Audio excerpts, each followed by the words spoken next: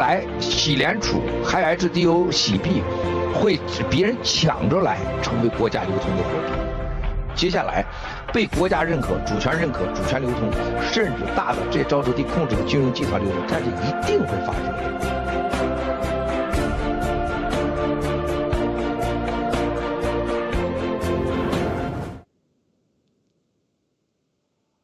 Good afternoon, good evening to all of you that join us today, wherever you are in the world. Today is our 67th episode of Crypto News Talk. Joining me today is my guest, Jesse and 007. Please say hello. Hello, everyone. Good day, everyone from Australia. Sorry. We're all simultaneously come out. That's good. Okay, Jesse. Welcome to our program. And we should have some introductions to sharing today. Back to you, Lily. Yes. Today we are going to look at cryptocurrency again. And this time it's regarding cryptocurrency and terrorist organization. We have a piece of news on Elizabeth Warren. Senator Elizabeth Warren recently came out and demonizing cryptocurrency, saying it's tied with trying to tie that cryptocurrency is utilized by the terrorist group to finance their terrorist activities. Who is Elizabeth Warren? Elizabeth Warren is an American politician. She is a former law professor and a senior United States senator from Massachusetts.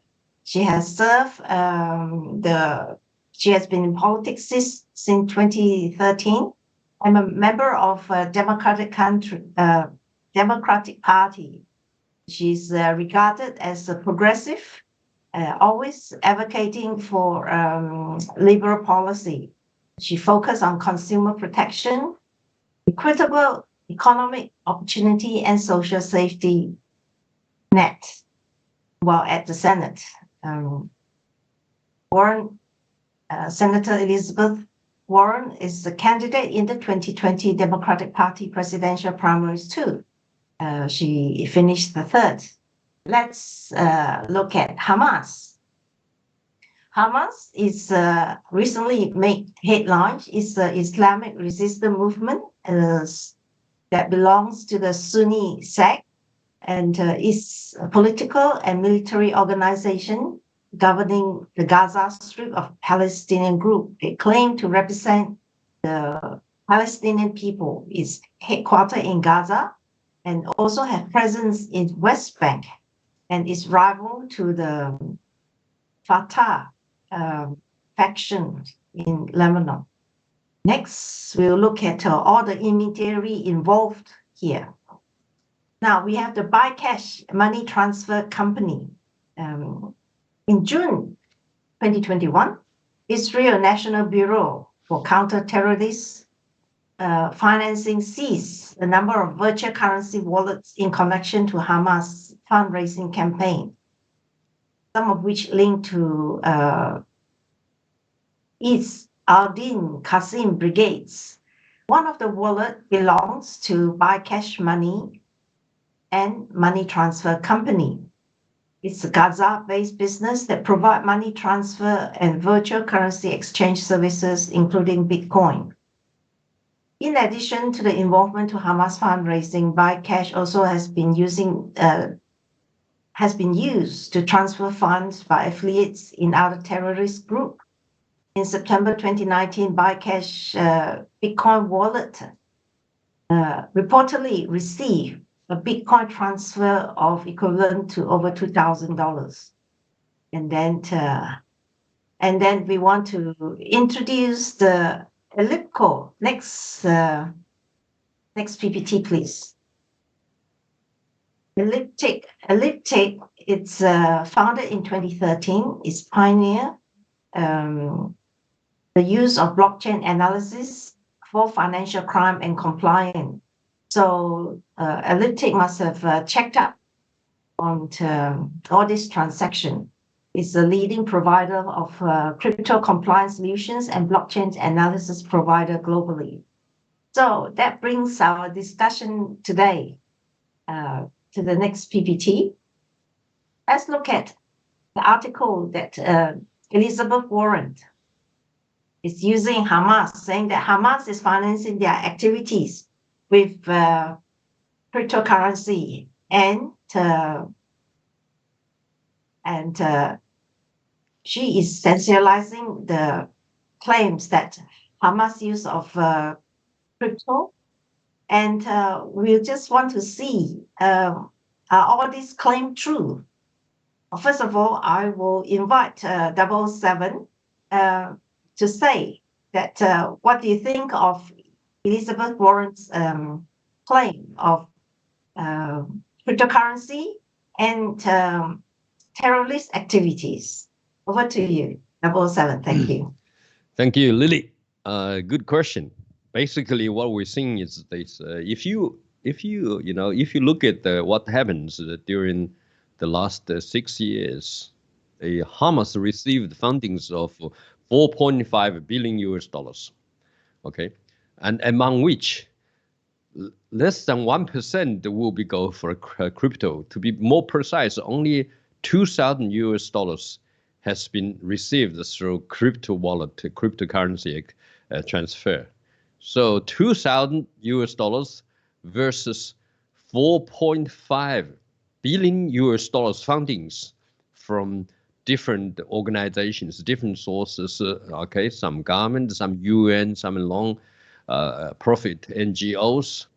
So when you get that together, that's like a tip of iceberg. Well, no, that's more like a drop of water in a drop of ocean, right? So I think we do not have to. Everyone can see. Okay, now it's like far more exaggerated.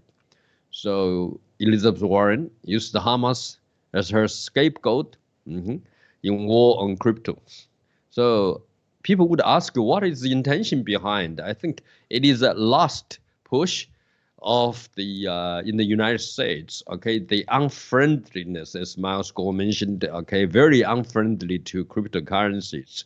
So why? So there are forces behind which trying to clean up all. Okay, and at the same time, you even notice something others rather than that interesting. At the same time, we see Visa have gone proofs in the with these payment systems linked to borderless payment. Okay, that's one thing we've been talking about a couple of weeks ago. Okay, and the other thing is that the dropout, they're not really going that harsh into the Ethereum and its associated businesses. So when you look back, and also the investment related to Vanguard and also BlackRock or Blackstone backed up those investments. Seems they can start thin and then drop out through the SEA and the lawmakers. So with left-right hands differences, you can see in one side, yes, we're going to go to all the crypto criminal activities, but really, so with the funding 2,000 US dollars, do you think that that really bother 100 senator to write a letter to president to start something? I doubt it. I think about it's happening. So is that something odd? Yes. So there must be reasons. So I leave that to my co-host, my guest speaker. So back to you. Thank you. Lily. Yeah. What about you, Jesse? Why do you think Elizabeth Warren is demonizing cryptocurrency to advocating her cause on the war to cryptocurrency? I might be reading too much actually. It could be, but reading in between the line, and especially, we can see the gun barrel pointed in some quarters in the whole report, which is interesting, and we can find some smoking guns in it. Now, WSJ, Wall Street Journal, right? Hamas, it says this is what they said. Hamas lightning strike on Israel last week, has raised question on how the group financed the surprise operation. And then it goes on to say one answer: cryptocurrency. Now, this is the one that's cited by so-called cited by Elizabeth Warren. And then, they also said that the WSJ Wall Street Journal actually cited crypto researcher Elliptic, right? That the recent figures used to portray the scale of crypto fundraising are taken out of context, which is Elliptic actually said is taken out of context. But then I just want to point what actually the Senate Banking Committee chair, which is Sherrod Brown from Ohio, what did he say? He said actually, crypto platforms too often do not use the same common sense protection, such as KYC, know your customers' rules, and keeping illicit finance away from traditional sectors. And then that points us to something which the platform Himalaya Exchange has been doing all this while. That is common sense, isn't it? And then the other one is crypto services and tokens even help users keep transaction anonymous, and where law enforcement attempts to trace or block crypto funds, it becomes a game of whack-a-mole. This is what Brown said. It makes a lot of sense. Henceforth, right now, the measures that the lawmakers led by Senator Warren's bill is to crack down on the use of crypto for money laundering and sanctions evasion. Now, we all agree with the money laundering and sanction evasion, cracking down on that, but not cracking down on the use of crypto. As 007 has said, the use of crypto is only a pin drop in the whole ocean, actually. So what they and then Warren actually rightly said this. The terrorists, the rude nations, the drug traffickers, and other criminals, they are endangering the allies and U.S. national security. I think she's right. She's spot on when she said this. There is also something else which they said, and we know when we look at the volume and the flow, right? So the quantifying the funds directly into the hands of the terrorist organization, and then identifying the service providers. Now, who are the service providers here? Now, Binance is listed as one. It's really interesting that Binance has been listed as one, because we know what Binance is about, isn't it? And then Binance is being drawn into the picture now. And we know last week when we had on the 28th, we had the huge rally in cryptos, even in Bitcoin. Binance actually standing in the whole exchange volume actually dropped. It actually dropped, I think, if I'm not wrong, about 50%. So there's something in here that's what I say. The guns are being pointed somewhere else also, and Binance is being put on notice. They're not just Hamas, actually. Thanks, Lily. Yeah, I think just for the benefits of our audience, would you like to our guest 007 point out how Hamas obtained their finances? Okay, thanks. Yeah. Well, talk about the how Hamas obtain finances. Okay, so what we need to do, as Jesse pointed out, that you just look at the supply of the fund. Okay, and Hamas is in the receiving end. So there's a figure. That over the last 6 years, okay, that the Hamas received $4.5 billion of funds. Okay, and they are from different government organizations supporting Hamas, okay? And also United Nations, all right? United Nations support Hamas, remember. United Nations, we know that it's controlled by CCP and what? And Russia, maybe, okay? But the US want to exit. So that's the number two. Number three is the long government NGOs, okay? So such as so name it. So these are all by using US dollars. US dollars either by cash or by what? Or by ways of wire transfer. So I think the majority is wire transfer of using US dollars. Okay. So an organization called iCash, BUI Cash. That's a something that they have launched. $2,000 off US Bitcoin transaction Okay, a third party. That's compared with, 4.5 billion dollars received over the last 6 years. So don't you think you should spend more time and effort focus on where the majority of the US dollars come from, either cash, okay, or wire transfer? Wouldn't that be too easy to do with VADs, with the SWIFT code system? You would point out themselves and you point out each other's toes. So that is politically incorrect if we're talking about the truth profile, okay? So that's it. You can read a lot about it and in the news. And what we're saying that if you're trying to point out, but it does serve another purpose though, as Jesse pointed out. Okay, if you see when they're doing that, this is just like a sounding bell. Hey, crypto is funding terrorist, but it is also true if we put the Zhao Changpeng and balance into the picture. That is true because they are now money laundering business for CCP, and CCP is a supporter of Iran and also finance and military equipment, all that together with Putin, supporting what? The Hamas. So exactly, if you want to point out that, yeah, well, Warren is all wrong. I think this is a great technique. What you point the one gun out, one gun, okay, but they got two pipes. When you shoot, one shoot to that and left and one shoot the right, okay, and the right is what they want to shoot, which is CCP. You know what? CCP have 90% of the crypto, especially Bitcoin transfer, are owned by the CCP cards. Don't forget that. But some Wall Street members, some Russians, okay, but very minority, but 85% owned by CCP's card. Probably Li Keqiang would own some, okay. I don't know. Maybe, well, definitely Han Zheng and Wang Qishan and Jiang Zemin and so. So if we look at that, okay, that's a story, and the people can debate about that. Really, good question. Yeah, Jesse, I just wonder,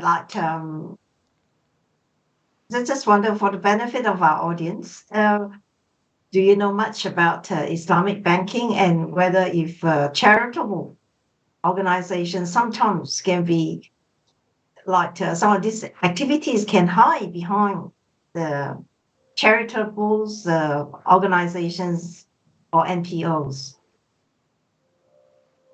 Okay, you're asking a very big question. Now, this is what Brown, the chair, the banking Senate chair, actually did ask. He asked questions, on how crypto is used by terrorist group.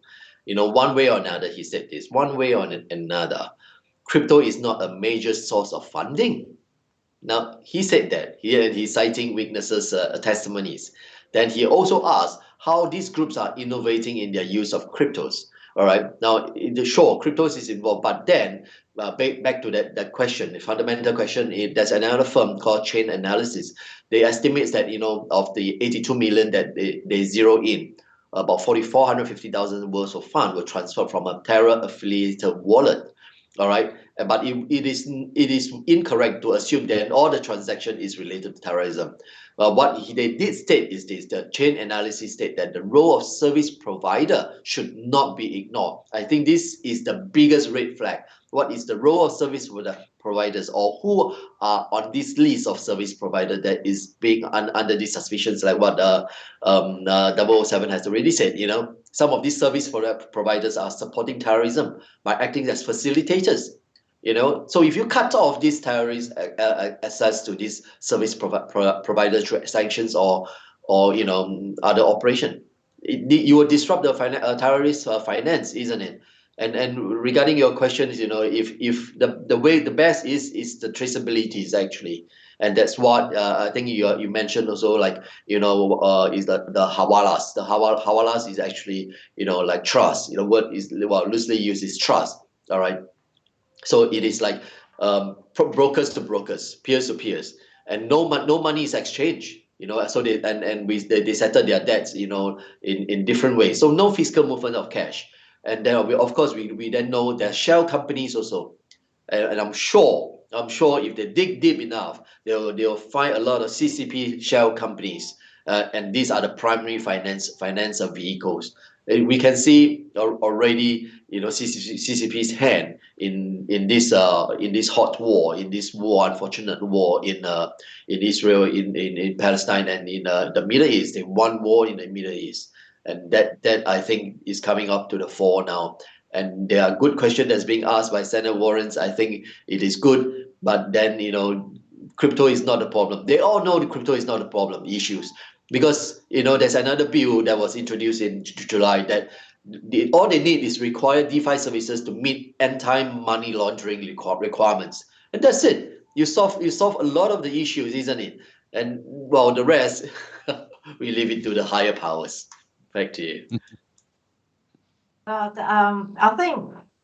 think one of the reasons politicians are demonizing cryptocurrency is because of control. At the same time, there is certainly a sector among the politicians that want to advocate CBDC. So, of course, that is another topic that we will cover. We have covered before. It seems very clear to me. Now, let's turn our attention to Moscow's video. We have covered that. Just move on. Next one. Moscow's video. We have 我直播前还有人跟某国家说啊，我们国家也要发行这个数字货币啊，到时候这个让你来帮我们发，我们一起来合作。我说你发的币就是个垃圾，不会有人买的。他说你怎么这么说话呢？我说你试试。我说你要发行了你的主权数字货币，还有人买的话，买你的人一定是傻子。过去被你这些主权型的、带有国家级强迫性的法币，已经现在成了威胁老百姓、榨取老百姓的工具，而且一榨就是多少年，越榨越深。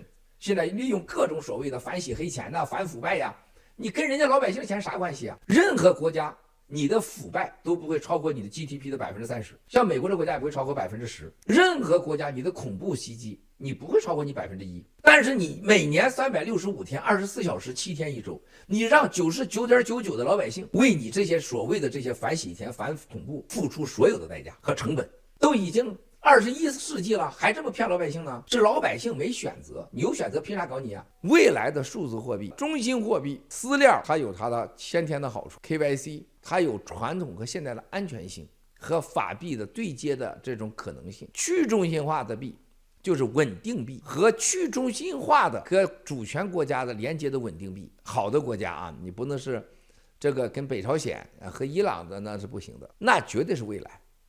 所以说，所有的货币你看到啊，真正的稳定币不能有任何算稳的啊，100%的稳定币，跟强大的有信用的国家的稳定币是未来，而且是私人发放，国家发放没人要，是私人机构、有信用的机构、专业机构，最现代的区块链技术。Oh wow, it's another info pack of session from Moscow's video. Is packed with a lot of comments, and now let's move on to the next PPT. Yep, Moscow's video. Okay, Jesse, I'll invite you to comment on any of these points you'd like to comment on. Yes, Mr. Moscow has always been spot on, isn't it? Especially where he said the backdrop being the from the petrodollars from petrol economy to the blockchain economy. Why this transition is unstoppable? Because of the latent demand and the needs. And then when he said about the fiat currencies, of course, then trust is one of the big issues, and technology. Technology is not the issue here, is it? But the technology is an issue. The DeFi movement is an issue for people who wants the control over the commoners' property, finance actually, and that's what And so it goes back to the same gist. Technology is not the problem. It's humans failing that is the problem. So it's pretty easy to satisfy and to eradicate this actually. Take human out. That's where the blockchain is. Thanks. Okay, how about you, 007?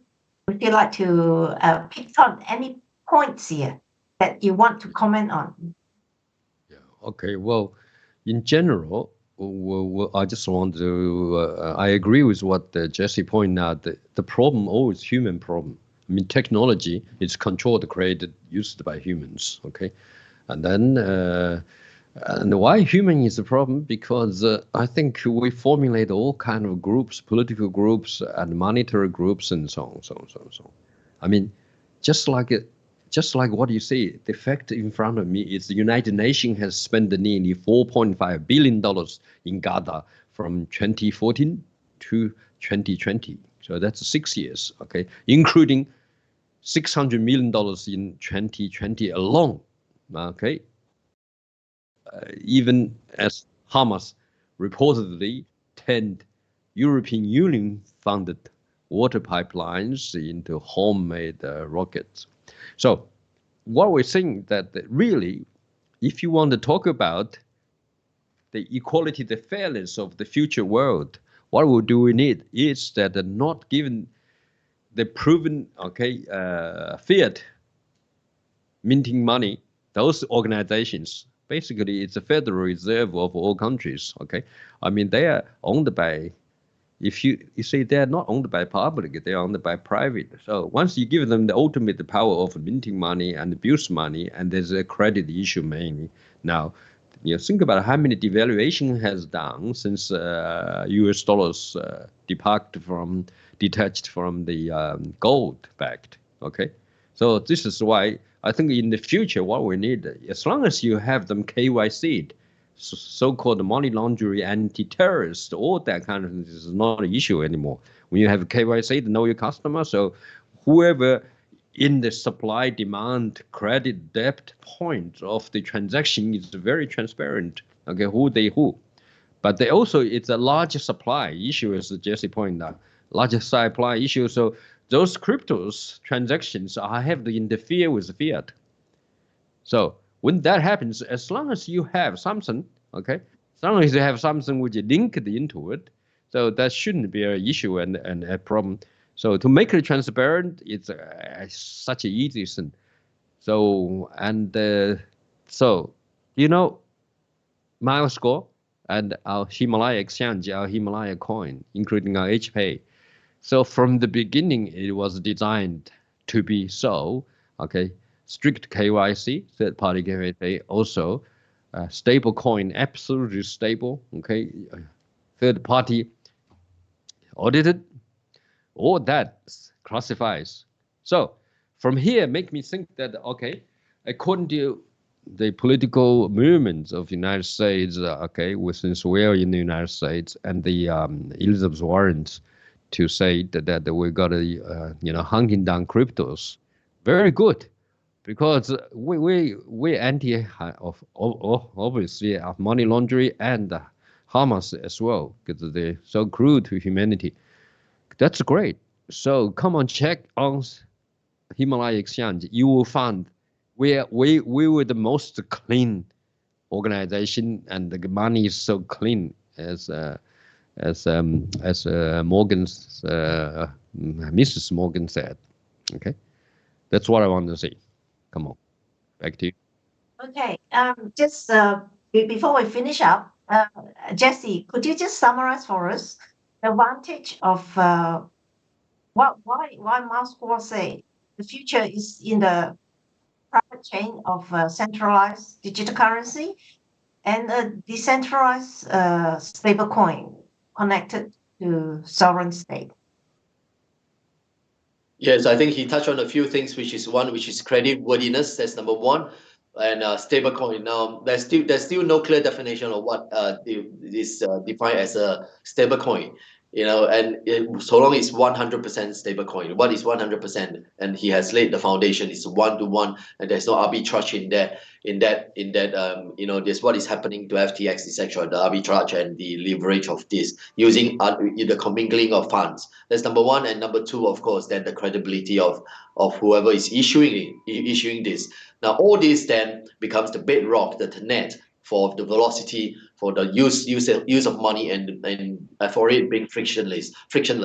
And when you have a frictionless conduits, when you have velocities, and that augurs well for the economy and for banking, for trade, for commerce, for world commerce. I think I'm really looking forward to the day where you don't have to wait for a few days for your funds to reach across the shores, across the pond. Actually, yep. Thanks.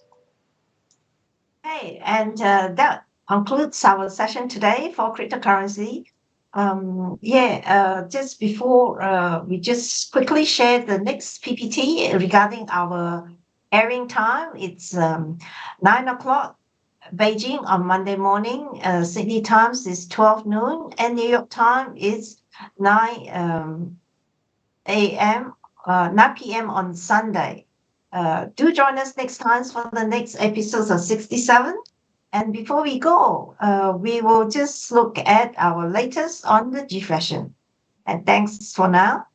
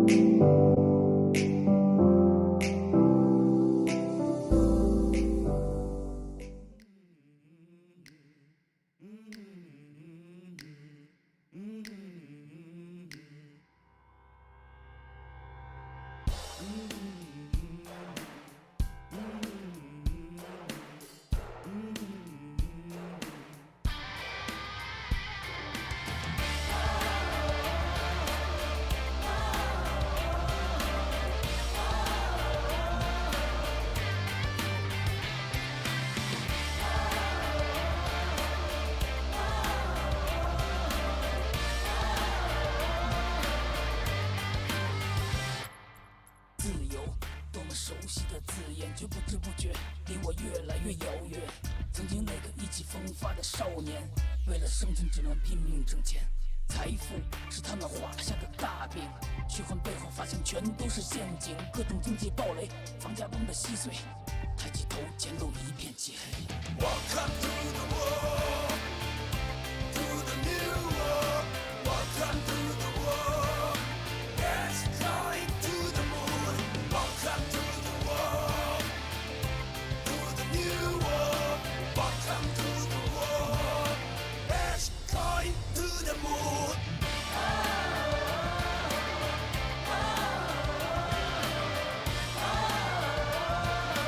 It's going to the moon.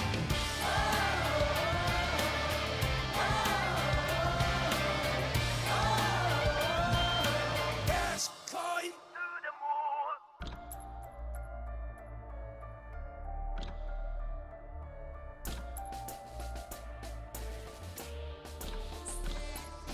安全对前沿加密技术出手，但你的财富没人能夺走。稳定币、浮动币设计天下无双。还有20%黄金挂钩，摧毁不停压榨你的机器，从此不再做金钱的奴隶。洗脸处的大门永远敞开向你，前途光明就在洗币。Welcome to